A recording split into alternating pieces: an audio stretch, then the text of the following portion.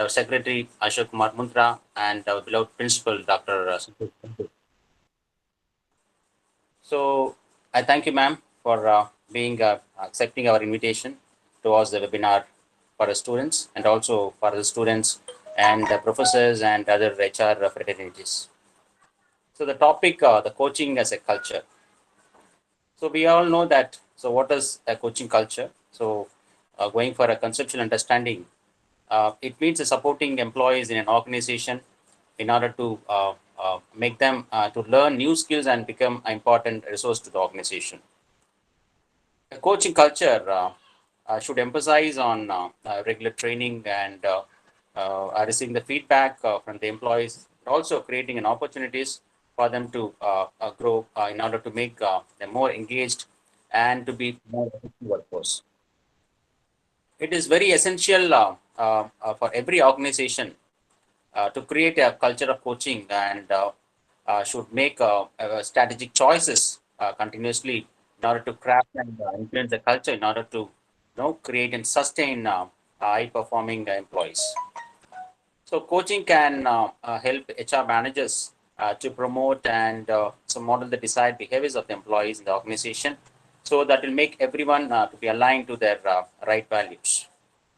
It's also very essential that every organization should engage a coach for the employees, and it is better to get rid. No, it's better to go for a right coach who delivers exactly what the organization want to provide for the employees. And after achieving the desired results, it is better to share the experience to the team members also. So a coaching culture will encourage employees to learn from the experience by exploring the right questions instead of instructing them what to do and how to do it. So if organization want to integrate coaching into the workplace culture, then it should engage, expect coaches to train individuals at all levels of the organization in coaching practice. So in actual speaking, so most of the organization try to bring what they call coaching, which is not actually coaching, but more of mentoring or advising. So it is very important to ensure that so there is a proper alignment at all levels in order to evaluate its effectiveness. So every organization should create a coaching culture, no doubt in that. But there should be some sort of aligning with the organizational mission, and should make the managers responsible for coaching the employees in order to master the skills and learn new skills. Similarly, organization should also create a structured process with a clear goals for coaching their employees. So they should reward the managers who meet or exceed the goals, and should also have a system to evaluate who are not able to attain the fixed goals. And also, it is very important that coaching should not be treated as a temporary activity, but it should be integrated into overall talent management strategy. So on the outset, we can say that in order to cultivate a successful coaching culture, every organization need to create a suitable workplace atmosphere. And in this regard, it is essential to have a regular training, getting regular feedback, evaluation, and valuing the different voices from different team members, and rotating team leadership opportunities and mentorship programs, so that it will create an interdependent and conducive workplace.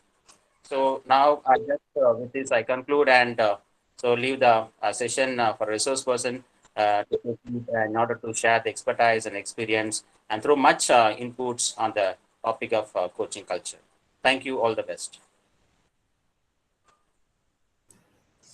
Over to Prasanna. Thank you, Dr. Martin. That is like a perfect overview of the topic. You've kind of captured the essence of it. You made it very easy for me to carry on from here, I should say. Thank you so much for that. Thank you. And thank you for this opportunity. I sincerely appreciate, and I appreciate all the participants who invested this time to join us for this seminar.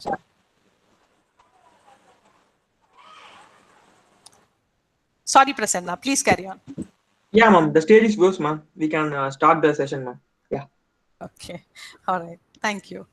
Welcome one and all. I was just sharing, Dr. Martin has really set the stage for us, in fact. So the idea is we think coaching is some concept which is being done, but it's not so much something which is being done, which needs to be embedded into the organization. So we know that we're all going through a lot of changes. And right now with COVID, we've kind of gone into unprecedented changes, right? And we are trying to adapt on the fly. Given that as the context, we really don't have a lesson to look back to. We don't have that experience before. So we are actually stuck in a place where we are supposed to come up with options and adapt on a regular basis and move forward. And that is what is required at this moment. And as HR professionals, it becomes very, very important for us to understand that when we are in an organizational setting. So much so, the stress or the expectations on the leaders of the organization is very high. Like Doctor said, as much as coaching is such a known concept, there is so much of understanding of what coaching is not, and there is misconception on what coaching can deliver. And people have to appreciate the kind of pressures that the executives and the leaders are in these days. So it's easier for the employees to look up and say, okay, tell me what to do, right? But then we are in a situation where nobody has had experience before as how to go forward. So it is very important to collaborate at this point in time and to make sure that we are not complacent with what is happening. Let go of what our older beliefs are and kind of voice out and rationally question the status quo and objectively discuss without any judgment, to move forward and show support, and at the same time instill accountability amongst all employees. So I know I've already got into the topic, but I really like to take a minute to understand each one of you who joined. I'm told from different parts of India, actually. So Prasanna, could we have I really would like to know where each one is from. So if you can put on the check-in, please. Yeah, sure, mom, sure, mom.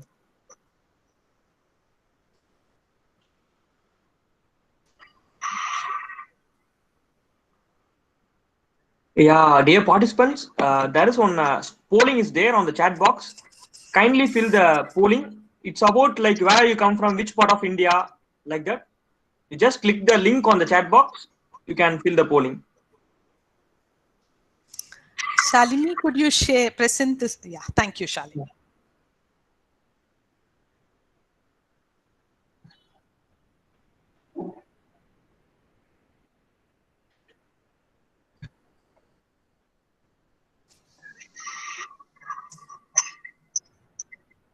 If the option is not available, you can click the nearby place. Prasanna, you're taking anticipatory bail? No, just Chennai, Andhra Pradesh, Arunachal Pradesh, Karnataka, Kerala.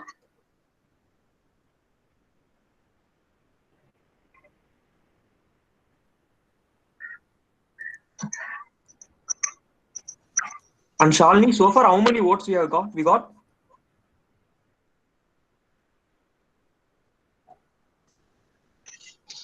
Yeah, we can go for results. Okay. Mom, you are able to see the screen? Yes, I am. Oh, wow. Lovely. So a lot of Tamil Nadu. Oh, we have people from Maharashtra. Okay, Jai Maharashtra. Oh, Karnataka. Gotta. Okay. Punjabi. Okay. All right. Tripura. All right. Lovely. Lovely. This is very nice. This is very nice. See, what actually is culture is where we come from, right? I mean, that's the roots that we have, and that's the flavor. Not everybody kind of, earlier when we speak about Tamil Nadu, people used to say Madrasis, So right now it's Chennai. So culture is basically where we come from. These are our values. They kind of are the collection of beliefs. Nobody actually says this is what it is, but from the practices, from what we do, from how we speak, from our habits, there are general kind of norms which are there about culture, and that norm is what we are trying to establish across the organization, which will kind of promote coaching itself. So Shalini, thank you for this. Can you move on to the presentation, please? So we are, I know we have limited time, and like I told you, we're very happy that you invested your time, especially before the weekend, to get on with this presentation. So the agenda is very simple. We're trying to see what is happening in the context right now. What is VUCA? I'm sure all of you would have heard of VUCA, and then how it went on, and there was what is called Agile VUCA and Prime VUCA, and then you talk about what culture is basically. Shalini, next slide, please. The agenda. Yeah. So when we have changes happening in that kind of magnitude, then the response strategy is what the leadership or the company, or nowadays the countries, are trying to establish. And these strategies, as many as some of the companies actually succeed and move on, there are companies which kind of just die off. And the major reason which happens because these strategies to fail is something which we will talk about. And then we will understand what culture is, and then try to kind of get some conceptual understanding on what coaching is and what coaching culture is. I'm happy that more people are joining in, because Dr. Martin actually finished giving the lecture. So we have the essence of what coaching culture is. But let's kind of delve a little more into that.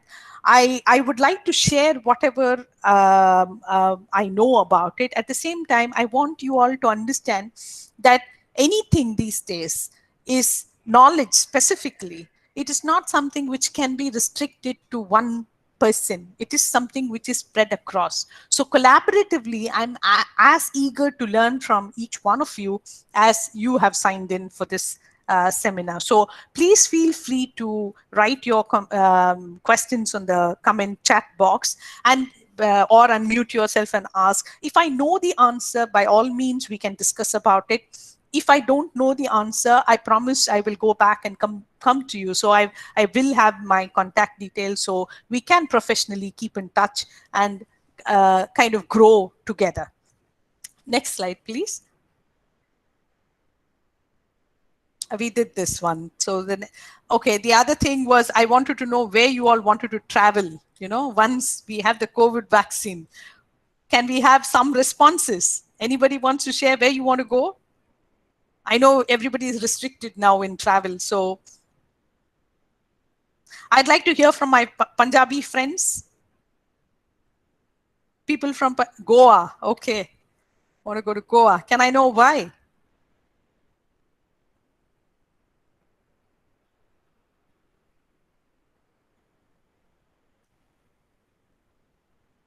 Hello? Is it connectivity or people are shy? Hello? Yeah, we are not sure, ma'am. Maybe might be connectivity. Okay. Okay, let's move on. South Korea. Okay, wow. Okay.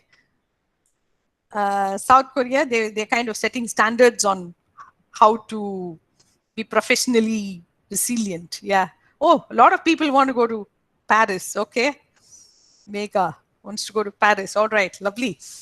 So let's move on. The idea is we all want to go to different places because there's something which is, we want to understand something. We are curious about something. So the idea of maintaining what we have as our culture, at the same time trying to see, compare, learn, and be curious about other cultures is what I was trying to find out. And of course, this group definitely is, although we come from different parts, all of us want to go to somewhere else to find out, whatever be the reasons. One of it is definitely curiosity, and to see how the cultures are different and to get the best of both places.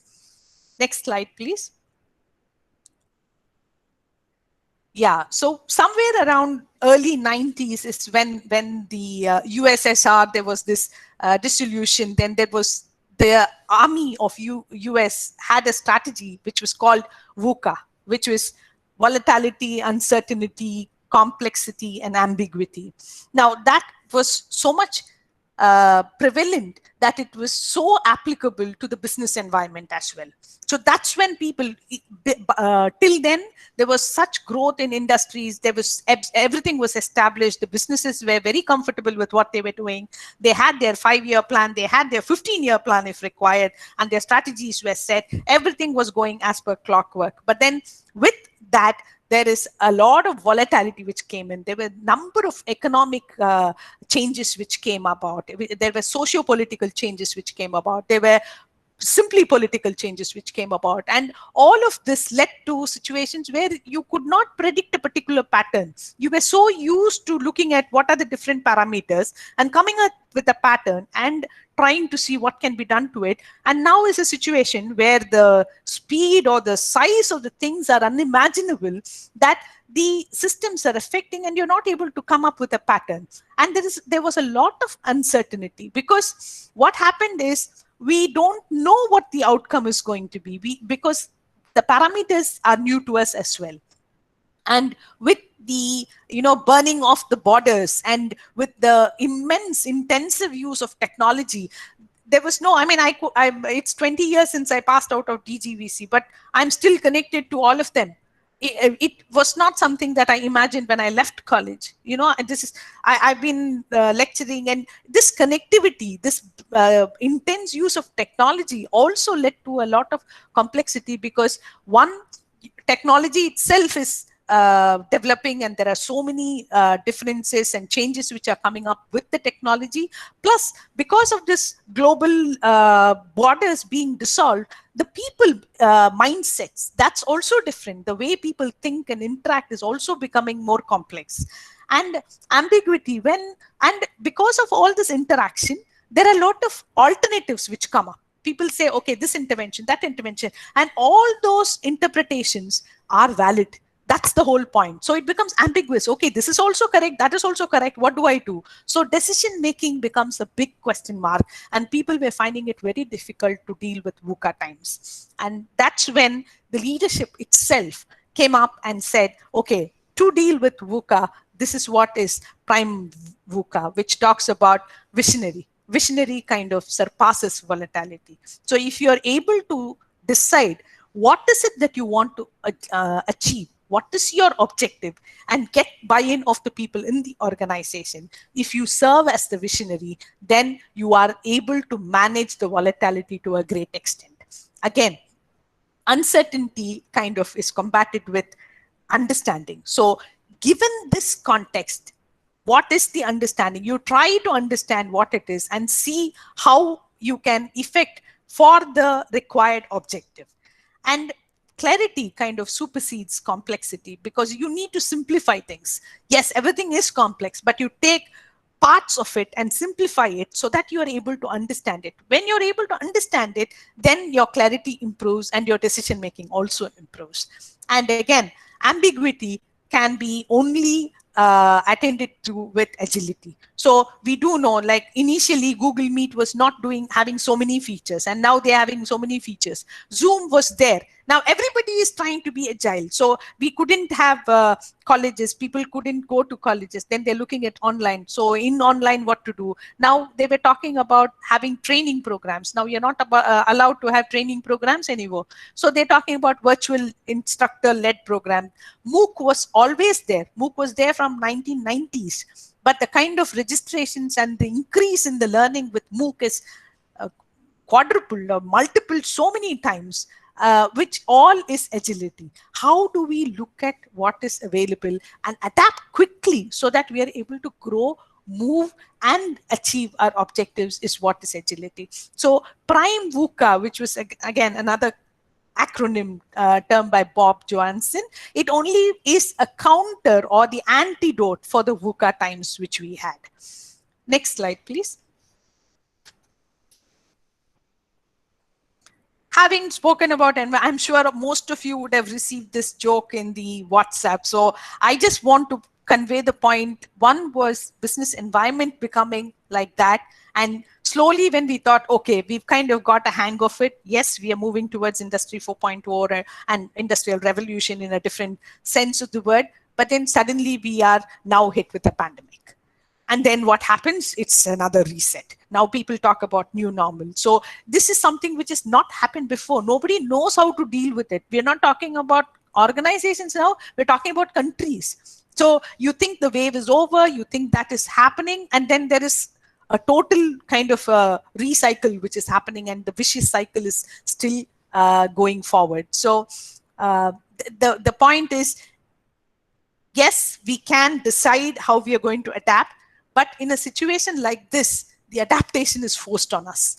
The Zoom meeting we are having, or the Google Meet that is happening, is all a result of COVID more than digital transformation. It would have been ideal if it was digital transformation, but now we are adapting to COVID and trying to see how we can solve the problems with a different thinking than what the problem was at the time when it was created.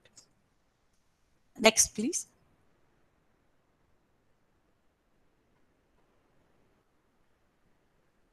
So when this COVID hit, what is happening is, just because of COVID itself, the workforce in the companies is becoming less. So some of them are affected. Then if they are asymptomatic, there is quarantine. So even in terms of normal, resources, there is a dearth of it. So we kind of have to do more with less. You have to, okay, work from home was started. Okay, people are contributing to it. So, but with whatever is available, you're expected to do more. And then even now, it is, even if you're going to work, I'm not quite sure about the companies in India, but here, if you are in the UAE, if you are going to work and you are actually not staying in the company provided residence, then you're supposed to get tested every 2 weeks. You're not sure what is happening. You may not have symptoms. You may not have show any of the symptoms, but then you have to get tested. And there are people who have been carriers, and they also have to be quarantined or self-isolated. So there is rapid change happening. And every time, with, again, like I was saying, training, we used to have training where it's either through you have e-learning packages, and then we were talking about modern blended learning. That was an objective which was there a couple of years back, but that now is not an objective. It is the normal thing. It is something which is essential. If you don't have virtual instructor-led training, then you're not going to train your people, because it's not possible to get everybody together. And then what happened, this kind of leads to a complexity. Now already people, initially there was a lot of resistance to coming. Now everybody wants to come, but you cannot come. There is a lot of suspended animation. There's so much of pent-up energy. They want to meet, but you cannot meet. They want to travel, you cannot travel. There are so many restrictions, and the level of complexity is so high. At this point in time, there's a number of research which has been conducted which says that emotional intelligence is like raining peak. It is very important to focus on employee mental health. It is important to talk about emotional resilience, because everybody is kind of, in a way, this gut wrench feeling of what's going to happen. Is COVID going to come to me? Even if it is not coming to me, how is it affecting somebody else? And then again, for people who work together, especially in organization which is labor intensive, they miss their colleagues. It's difficult to tell them, no, you can't, because they're not used to it. There is a lot of emotional baggage which is set in. And Zoom, in the beginning, the take, or whatever virtual meetings, initially the take was very high. And then there is a kind of a plateau now. Now people are, they still don't feel emotionally connected. It's okay to see by video, and of course connectivity issues and everything reigns supreme everywhere, because everybody is using, then there is a lot of air traffic as well. And so it is. So when you do connect with somebody, you need to have authenticity. You need to make sure that you are mindful, you're totally present to them, and you are also empathetically related to them. And all this takes a lot of energy. It's not easy to be completely present, totally engaged all the time, because it is more important through a virtual. If it was just in an office, I could just go to that cabin and say, okay, this is what I wanted, and probably people would have understood more. So you need to spend a little more energy to make sure that the communication channels are really effective, and that definitely leads to stress. the kind of more than I think about 8 companies which is just locally available here, they have started what is called the employee assistance program for most of their employees. So all that says is people just have to call to speak to somebody, trained professional psychologists sometimes, because the stress level is unbelievably high. And people are becoming more conscious of that. It's not that mindfulness and mental resilience or stress management was not there. It was there even when I started studying. But the kind of focus or the kind of presence that people are expecting, and so the result, and therefore how we need to kind of make available the services in terms of HR becomes slightly different. Next, please. So it is in this time where it is actually crisis mode. It is all happening, but it is not happening. You know, it's like, that's why I mentioned suspended animation. You know, so much is happening, but then actually, are you moving anywhere? No, it's all stuck. So it is sometimes a little frustrating. So people kind of, even in normal times, such kind of suspended animation kind of makes you start doubting in certain basic beliefs you have, which can be negative. So it kind of impedes on what could have promoted your growth itself.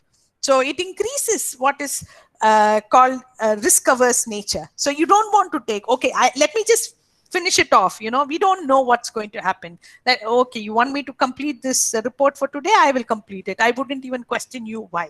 Or I wouldn't put all my effort to make it the best report, or think of what other parameters can I think of, because I just want to finish it, you know, and then move on. So that again leads to, it's again a cause and effect goes on in a vicious way, that you don't take any risk, so it affects your performance, and it kind of costs your failure. So again, when you're failed, then you again, oh, I failed that time because I didn't do that, so let me not do it again, and that kind of becomes continuous. So it is a very strange times that we are going through.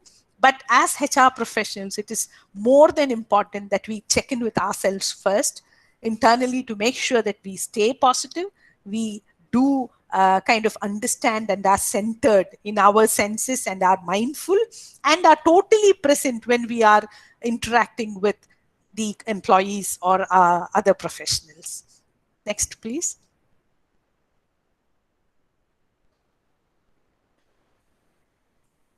So we were talking about having changes and companies coming up with different strategies. But like I told you, some companies are very comfortable and they implement their strategy and they move forward.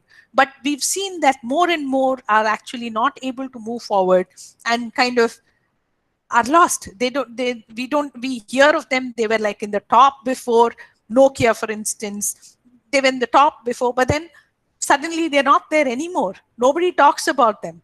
So I want you to take a minute, and Prasanna, if we can have the poll, I want to understand if what you participants think about what could be the main reason for failure of strategies. Again, I think it will be, yeah, the chat has the link. If you can please fill in your thoughts there. Yeah, dear participants, like similar to your first polling, you can just click the link and vote for a option.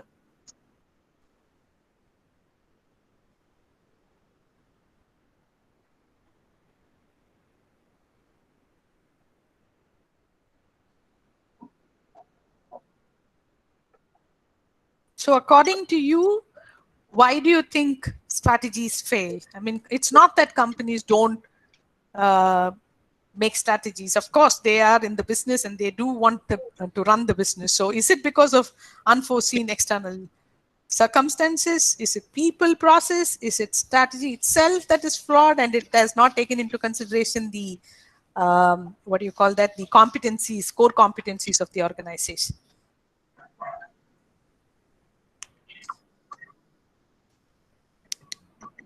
I guess you would get more vote for people and processes. That's precisely why I put it there, Prasanna, because as much as people and processes is important, it's also competencies. You can't really take competencies off. When we talk of competencies, we are also talking about the people and their competencies, right? So it's just to understand what people think. It's no right or wrong answers. There is research, and of course I will share what the results says there. Suddenly we can go for results. Great. Yeah, as expected. Yeah, people and processes itself, it talks about 19% is what they've said. So we're close to 38%, which is very good, because we are HR professionals. We should be. And the lack of understanding in terms of the strategy itself being flawed, that's got the lowest one. Okay, that's strange, because that's what is important, because in the strategy you need to consider the culture. You need to consider, is that what is adequately required for the organization. So what is best strategy somewhere else may not be the right strategy for this company. So that's the general tendency. So if it works somewhere, it will work here. May not apply when you're trying to counter. It may be even the same cost, it may be even the same problem, but it may not be the same strategy which will work for two different organizations. It may work, I'm saying it may not work. So it is important to consider what is applicable, what is, people always keep talking about best practice. So when I hear best practice, I actually sit straight, because what is best practice? It's very nice to know what best practice is, but what we need to focus on is what is the next practice.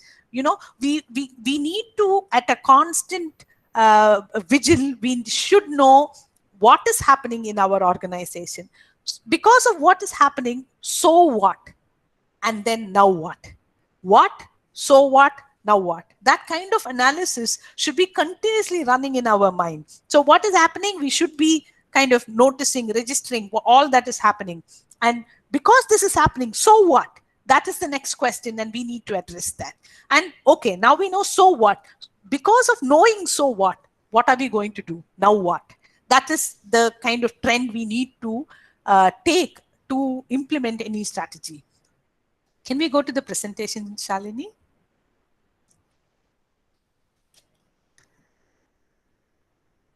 So we do know, and I'm sure most of you would have read, culture eats strategy for breakfast. That's one of my favorite quotes, because I truly believe in culture. Because if you know what is required, if you know your people, if you know what is happening, if you're able to sense that, then that's your plan half made.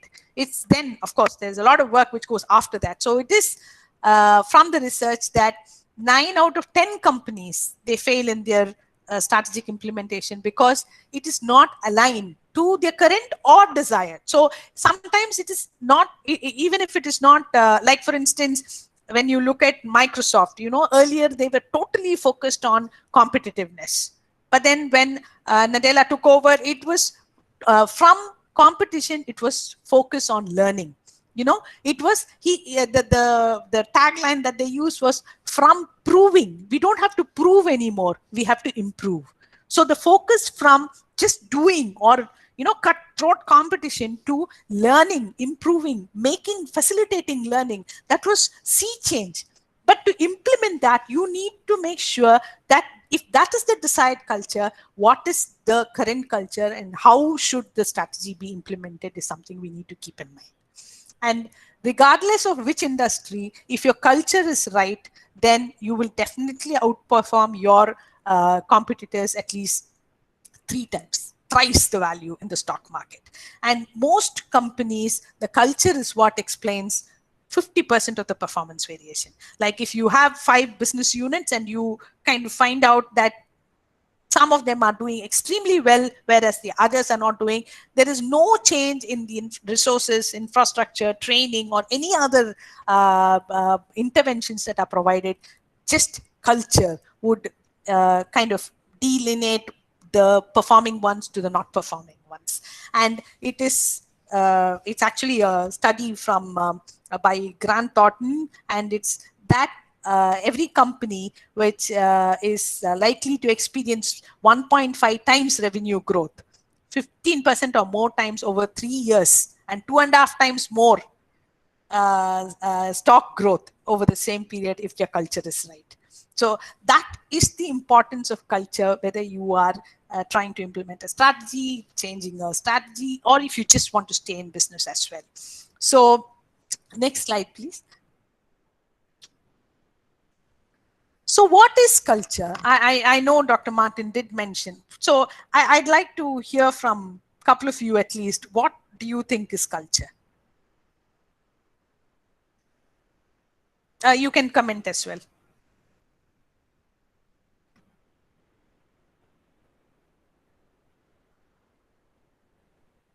There's no wrong or right answers. Why so quiet? I'm okay. Anyway, so culture basically, it's all your values, beliefs, attitudes, and behaviors. It's not like people openly say it. Although recently companies have started espousing their values, they actually have mission, vision, and they spoke about which we have inherited. Yes, yes, Somen, thank you for that. Yes, we have inherited, but is that what is it? You know, because if you don't mind, when we started college, when we were in DGVC as students, when the teacher comes in, we have to stand up. I don't know if that is there now. We had that in our first year, but by the time we go there for guest lectures, it was not anymore the norm. You get what I mean? So it is changing. Yes, you do inherit it, but you need to check if that is what is required for effective performance, what will bring out the best in the class itself, and then move forward and make the change as required. So the culture of the organization is something which kind of indicates employee satisfaction. People look at which culture. Everybody wants to work for Google. Everybody. Why? It's because they've got a culture which kind of promotes innovation. If that is what you want, that's why we have probation period. You know, we have these values. If it is not syncing in sync with the company, then you are not able to adjust. Your culture or their culture is not really matching. That's why we have probation period. And then in spite of all this, we all know as HR professionals, we know culture is important, but 31% of HR leaders believe that their organizations have the culture, they don't have the culture that is required. And people who try to bring about the change in culture miserably fail. 85% of the organization fail in transforming the cultures. Any thoughts why?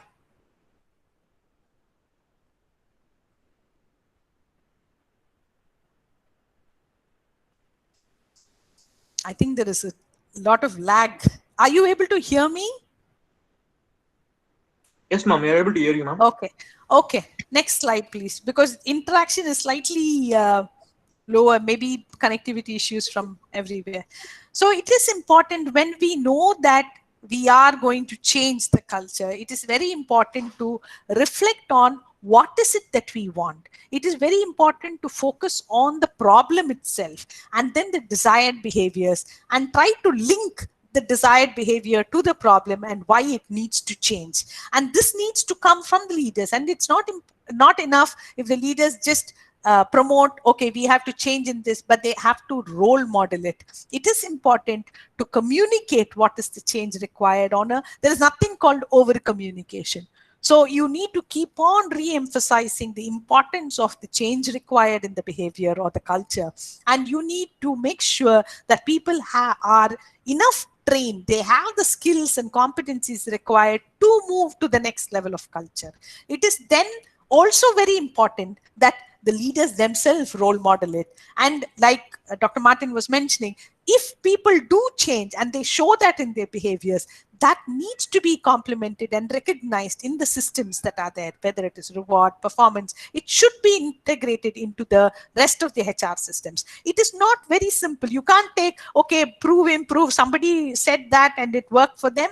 Does not mean it will work for every organization. So you cannot oversimplify what the culture it is. It is important to reflect what it is totally and then look at it systematically, totally, and then go ahead and make the changes happen.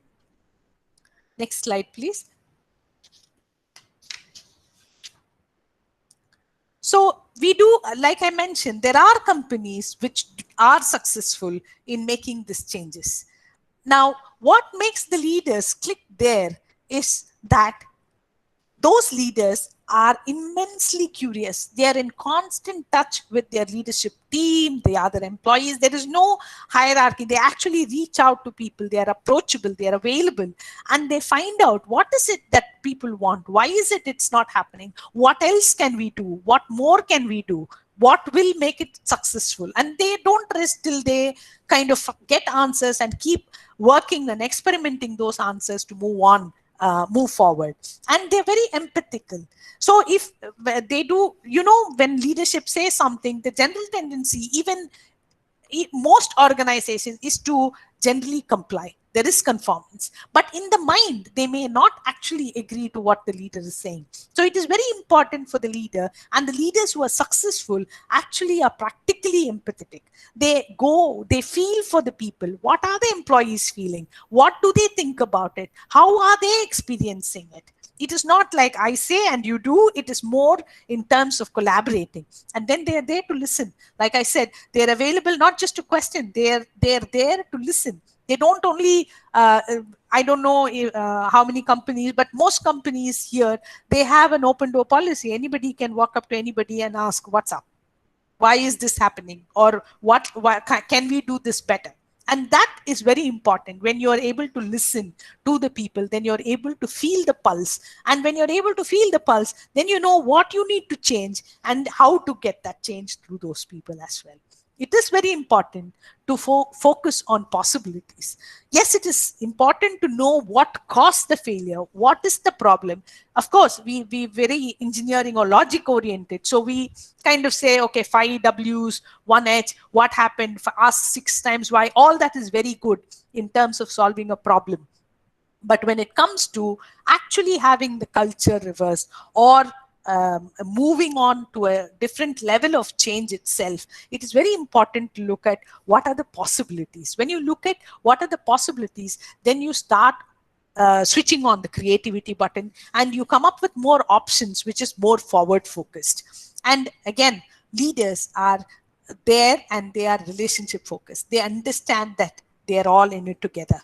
It is not that that is only happening to them. And especially with COVID, it is in the situation where everybody, it doesn't matter who you are, all of y'all are in that kind of complex situation. And leaders kind of acknowledge relationship is most important at that time. And this specific skills or the competencies that I was speaking about, leaders, is what is the base of coaching itself. When you talk of coaching as a profession or coaching as a skill, these topics of curiosity, empathy, listening, possibility focus, and relationship is the core competencies required for any coach.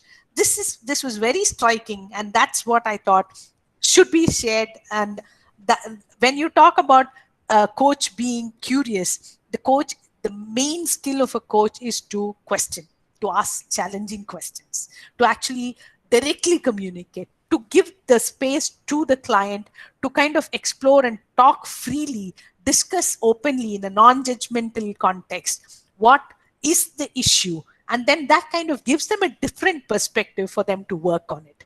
This is a basic skill that is required of a coach.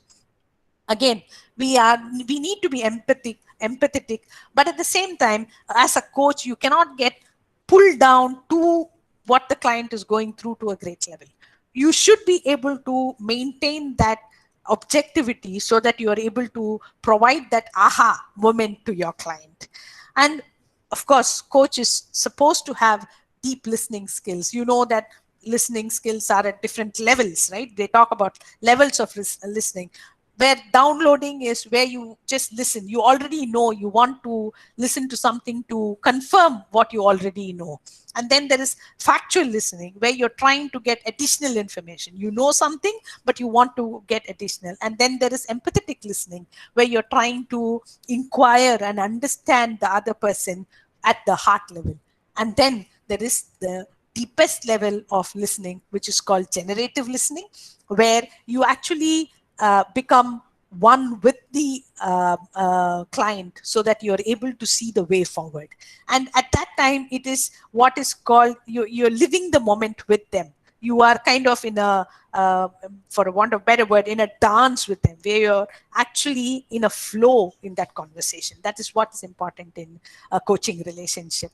Again, possibility focused is where you let them, you feel and see what is it that excites them, find out what is their emotional requirement from doing a particular thing, and make sure that they come up with actions and take the accountability for it. Again, relationship first just means not to be judgmental. It is important to give them that space for them to think.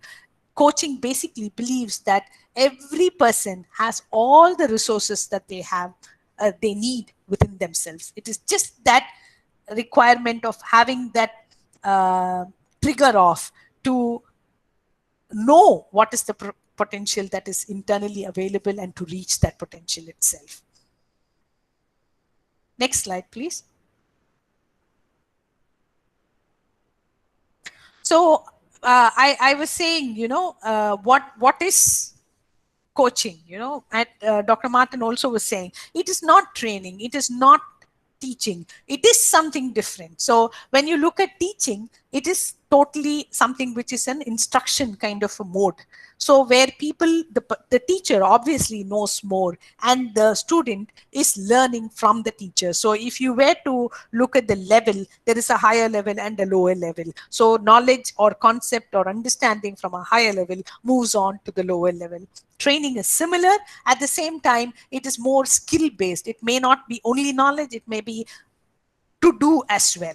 And counseling and therapy, where they talk about a problem. When you have a problem, so it goes back to what is in the history, what has happened. It is more focusing on what happened in the past, and then to solve the problem which is there. And therapy definitely requires a little more psychological background in terms of being, it could lead to prescription and psychiatry related issues as well. Consulting and mentoring is where the person is a subject matter expert, and mentoring is somebody who's been there, done it, and has identified somebody who can be groomed to take on that and move on. And consulting is where the person is a business expert, is able to objectively analyze what is required and provide input so that the business itself moves forward. Now, when you talk about coaching, it is totally different, that the coach need not be expert. The coach need not know the subject. The coach just provides you a psychologically safe environment by asking you powerful questions, letting you question or kind of get rid of your blind beliefs, which are sometimes self-limiting, to realize your inner potential. And that, again, in an organizational setting, you have some people, some managers or employees telling each other. Then some people, because they have experience, they can instruct others. You go to other subject matter experts seeking advice, or others who are looked up as mentors who offer guidance. And as a manager, there is general feedback which is given. And in a team setup, you come up with options when you have to solve some problems. And in a coaching scenario, you actually take information from the client. You find out what is the person. Sometimes you say that, but you've not joined all the dots. So the coach helps you to paraphrase and summarize that by asking powerful questions and listens completely to understand, thereby providing you with that kind of space. The pace is so good that you have enough space to find out and come up with the right action that you want for yourself.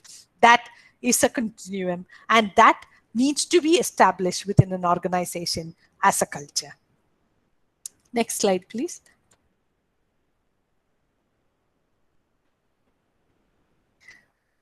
There are different types of coaching, and you may have already heard of personal and life coaching and career coaching. I don't know if you are doing peer coaching as HR professionals. It may be a good idea for you all to start peer coaching each other.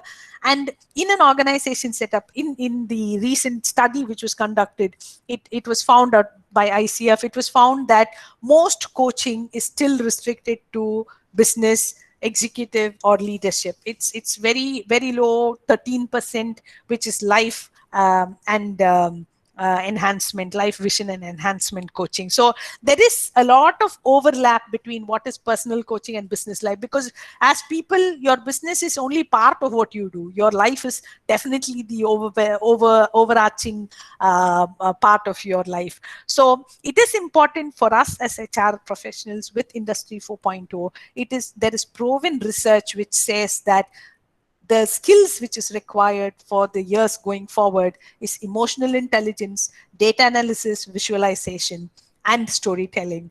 And for all this, for the leaders to be comfortable and the culture with the changing times, it is essential that as HR professionals, we pick up coaching skills as well. So either we are able to provide professional coaching to the leaders of the organization to guide the company, or as colleagues, create a coaching culture so that as a company, we can move forward in that itself. Next slide, please.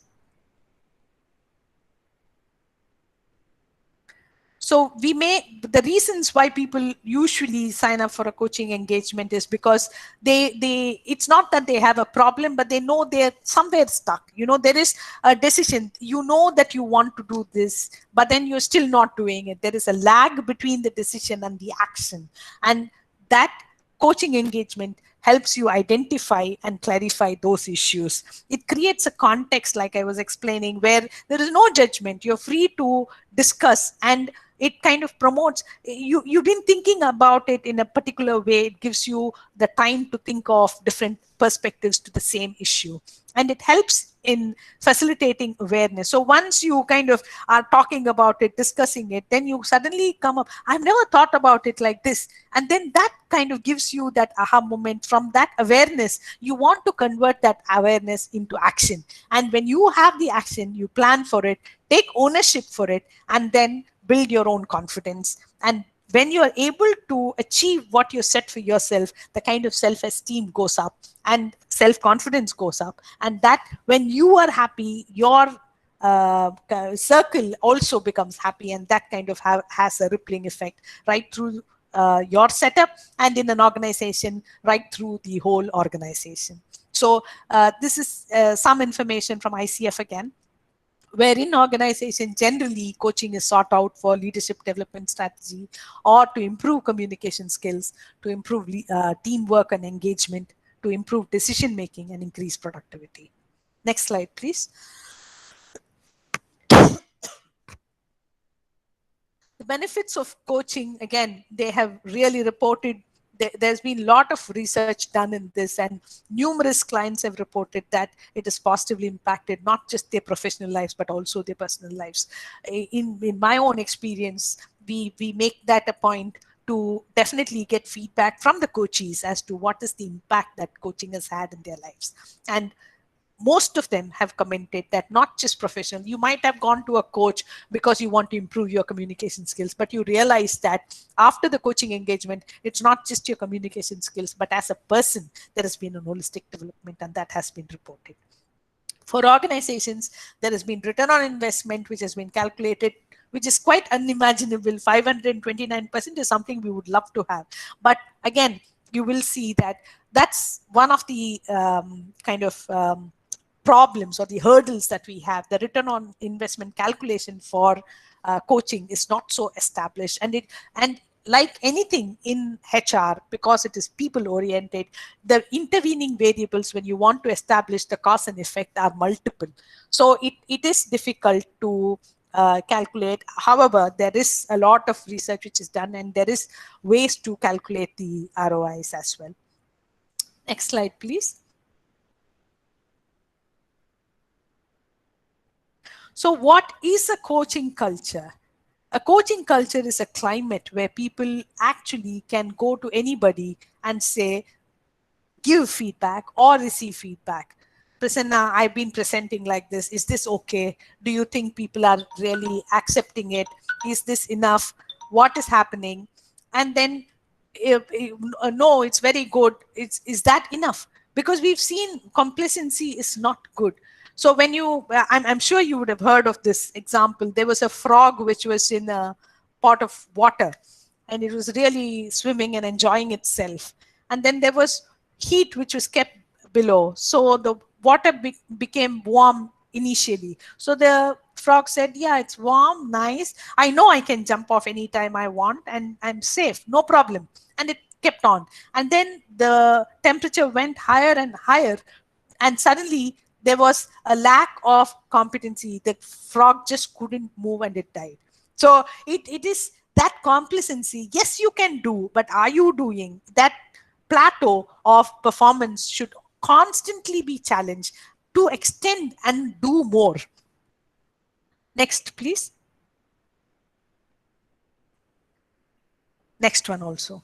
So what happens is, it's not that, yes, it is important to have professional qualification of a coach, but it is very important to develop the coaching skills. So as HR professionals, when you do get into organizations, make sure that you do make time for feedback, to listen to feedback, to improve, or to offer feedback, and to create environment where feedback is the culture.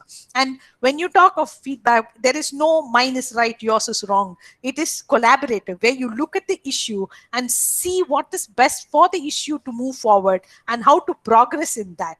And that is the coaching culture. And when you look at it like that, it becomes a collaborative venture. It is not anymore my objective to achieve versus your objective to achieve, but we supporting each other. And again, because of that support, as much as the support is there, the accountability, if it doesn't happen, it is very seriously established in a coaching culture. Next slide, please. Do we have any questions?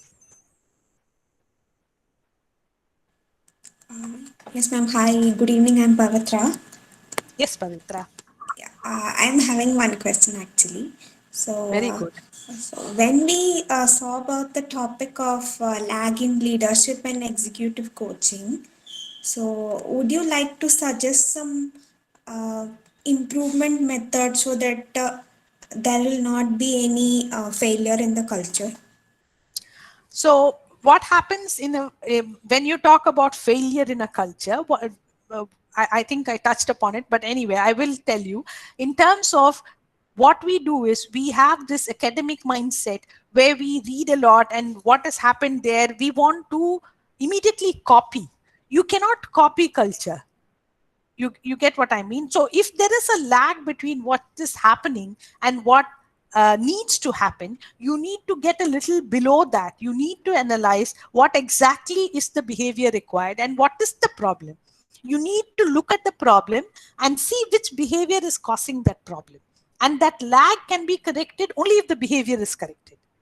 Am I Yes, getting to yes, you, ma'am. Pavitra? Yeah, So yeah. if you're Yes. talking about a technique, then it would require, there are different models, Pavitra, but then what I believe, and I didn't use the name of the model, is what is called the influence model. McKinsey has promoted the influence model, which talks about, okay, you have a change and you change the context and you can change the behavior. So at home, I might be a different person, but then when I go to work, you automatically change behaviors, right? It's not, I'm a person, Yeah. my values have not changed, my beliefs have not changed, but my context has changed. So I'm able to adapt my behavior to the context. That's a significant thing to work on, isn't it? So if I can change the context, then I can definitely bring about the desired change in behavior. Now, having said that, it's not enough if I just don't, how will I change the context, right? So we need to constantly communicate what is the change required and why it is required. When people are able to see why a particular change is required, because we are all human beings, right? We are intelligent people. It's not like we cannot process information or rationalize why a particular thing is happening. So when the leader is able to say what is the change required, not just what and why it is required, then the buy-in is more. And not important, and not important to I can't stress how important it is that the leader has to actually role model it, not just leaders. See, whenever you introduce any change, there will always be people who will follow it. There are people who are very positive, they want to do it, they will immediately become your advocates. And there are always people who will resist it, anything, even if they see that there is a benefit in that, they just would like to resist it, and there is research which proves that 15% would be advocates, 15% would be kind of negative advocates, and then there would be a big population which is undecided. They'll wait for something to happen and then choose whether they want to resist or they want to follow the change itself. So you need to constantly communicate what the change is and why the change is required, and the leader has to role model it. And when they role model it, sometimes I don't know to use Google Meet. I'm just telling you, it is a change. It is an influence model. I need to talk to people. My objective is very clear. I need to interact with these people who've set aside their precious time before a weekend to talk about a topic. And I don't know about Google Meet. So it is important that I am skilled, I am trained. So it is important to provide that training and make sure that I have that competencies. And after it is done in an organization, the performance management, the onboarding from all related HR systems, the rewards, recognition, all that should promote the behavior that is required, even if it does not admonish the other behavior. Honestly, for me, it would be good if that behavior which is not required is condemned. That would immediately send a very good, important, vital message to every employee. However, even if that is something you don't want to ruffle feathers, it's still okay. If you're able to kind of promote, kind of reinforce good behavior, that itself is. So the influence model talks about 4 different quadrants. One is communication, where the requirement and the reason is provided, and the leaders role modeling it, training and development of the employees on what is the required change, and reinforcing that through the systems and any management system that is there in the organization. That's one probable technique you could use to create the change you want. Okay, ma'am. Yeah, I got it. It's a long-winded answer. Sorry about that. How do we remove biases as coaches while implementing? Oh, biases as coaches. Lovely question. See, what happens is we are all human beings, right? So when we were talking about coaching mindset, I did mention about empathy, right? So empathy, to the extent that you don't get involved, I'm sure in your psychology you would have read transference, counter transference. So that's in a psychological counseling or therapy relationship, right? So when you want to avoid bias, what is important is, of course, anything, we are all human beings. That's why it's interesting and challenging at the same time. So the point is, you should be conscious about your bias. So self-awareness, I did mention emotional intelligence. What is emotional intelligence? We talk about emotional intelligence in terms of self-awareness, self-management, and then you know about other social awareness and social interaction, right? So when you have the self-knowledge, you are able to be aware, then you would definitely know, okay, this, to the extent you can minimize the bias. So again, with practice, you can get rid of the bias as well, because this is what we do as HR professionals, right? We all know about the halo effect and the horn effect, and like me, bias. But so much of recruitment, after some time, you know that you can't do that. I can't say because you are from DG Vaishnav, I will take you. No, that's not happening, because my bias, I might be biased against, towards DGVC, but I wouldn't take somebody just because they're DGVC. That again comes with practice and what the purpose is. So that is what can be, you need to become more self-aware. You need to know how to manage similars, what, so what, now what. That's applicable for anything in terms of self-management and development as well. I don't know if I didn't get the name of the person. Gayatri. Gayatri, I don't know if Thank you so much, ma'am. Yes. All right. Okay.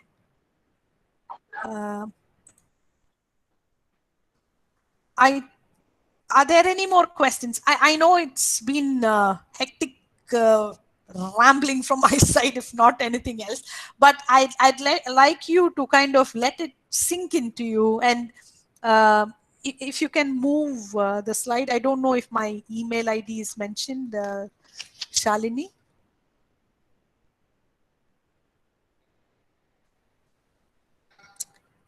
It's not here. Okay, my email ID, I can put it on chat, right? I can write on chat, isn't it? So Yeah, sure, ma'am. You can take feel your free to share, time. ma'am. Take your time, please. And of course, at any time, it is a pleasure to talk to students. So I mean, on a cheeky way, it's it makes me feel young. So you're more than welcome to connect with me on a professional level, and I'm happy to be of any assistance in terms of providing whatever clarification questions or address any questions you may have, or we could think about it. So okay, let me be very honest. I don't know, should I call you students?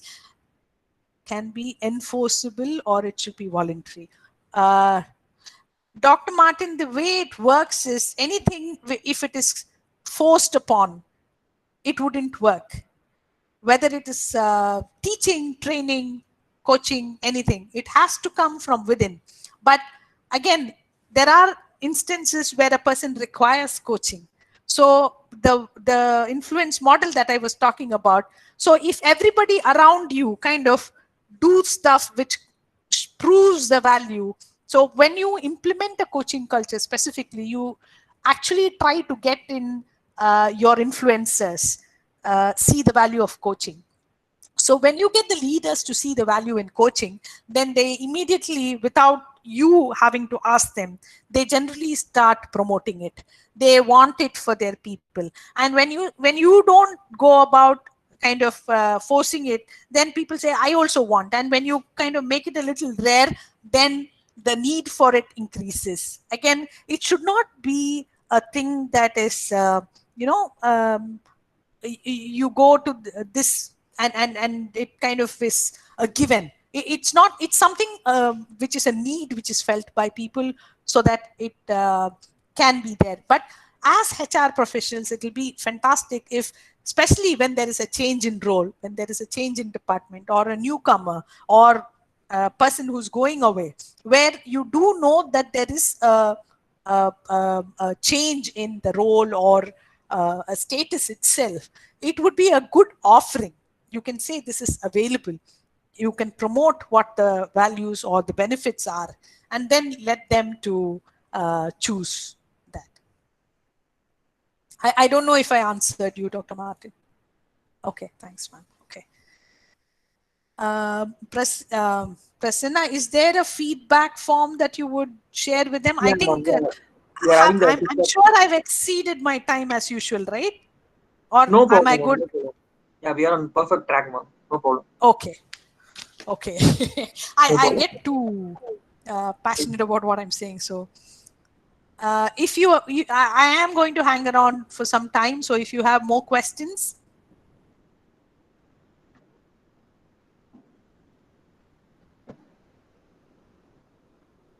Participants, feel free to share your questions on the chat box, or you can unmute yourself.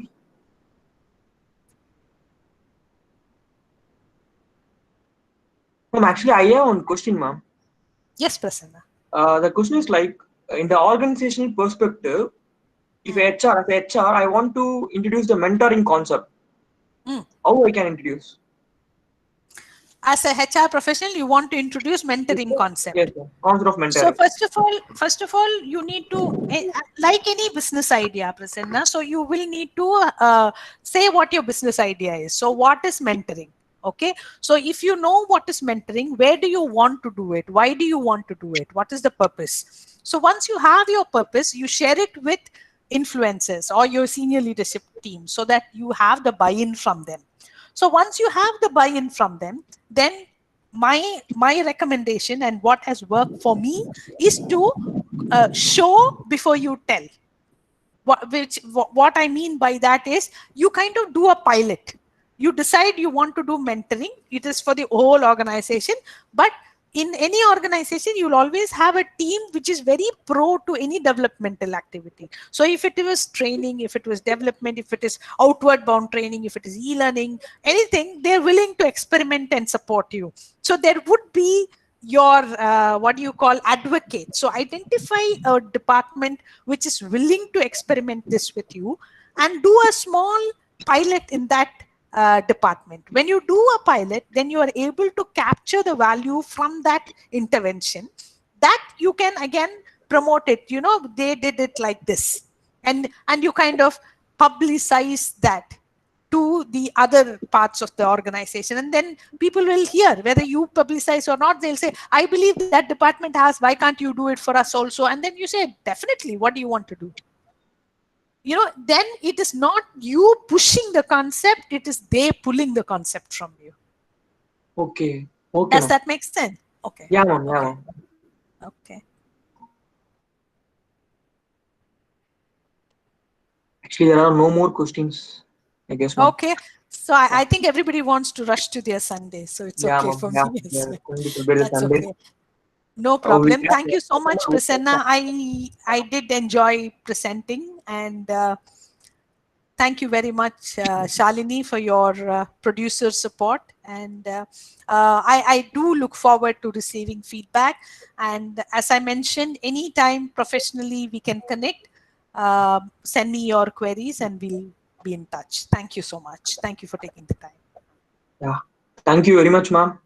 Thank you for Prasanna. connecting us. Actually, you just started from Dubai and you started the session from business environment, how to cope with the new normal, and we clearly understood the core of the coaching mindset. And thank you for you are spending the time for the past 1 week. How the audience will be. It's a great effort, ma'am. Thank you very much, ma'am. I also Thank you thank so our much for the opportunity. thank you, ma'am. Thank you. I also thank our head of department, Dr. N.C. Martin, sir, for arranging the webinar, and faculty coordinator Subhatni, ma'am, for helping us. And last but not least, thank you very much, Dinesh and Shalini, for the last minute technical support. And thank you all the participants for the polling support. We got like more than 50 of the participants have participated in the polling. They are very interested to vote. And thank you very much. Thank you, ma'am. I request all of the participants to fill the feedback form to get the e-certificate. Thank you. Thank you. Thank you, Prasanna.